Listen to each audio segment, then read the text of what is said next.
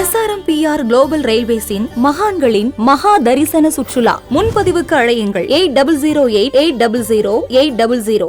மக்கள் வலுவான எதிர்க்கட்சியை தேர்வு செய்திருக்கிறார்கள் என்றும் இது ஜனநாயகத்திற்கு நல்ல ஆரோக்கியமான அறிகுறி எனவும் நடிகர் ரஜினிகாந்த் தெரிவித்திருக்கிறார்.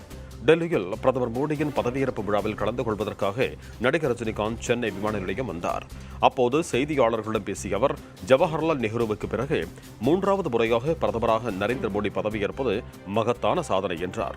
இந்த நாடாளுமன்ற தேர்தலில் ஒரு வலுவான எதிர்க்கட்சியை மக்கள் தேர்வு செய்திருக்கிறார்கள் என தெரிவித்த ரஜினிகாந்த், இது ஜனநாயகத்திற்கு ஒரு ஆரோக்கியமான அறிகுறி என கூறினார். மாநில கட்சியாக அங்கீகாரம் பெற்றுள்ள திருமாவளவன் மற்றும் சீமானுக்கு நடிகர் ரஜினிகாந்த் வாழ்த்து தெரிவித்தார். மரியாதைக்குரிய நரேந்திர மோடி தொடர்ந்து 3வது பதவியேற்பு அவருக்கு என்னுடைய மனமார்ந்த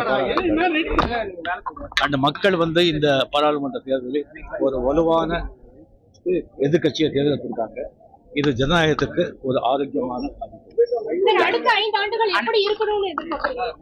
அடுத்த 5 ஆண்டுகள் எப்படி ஆட்சி அமைக்க உங்களுக்கு என்ன மாதிரியான நல்லதா இருப்பதை எதிர்பார்க்கிறேன்.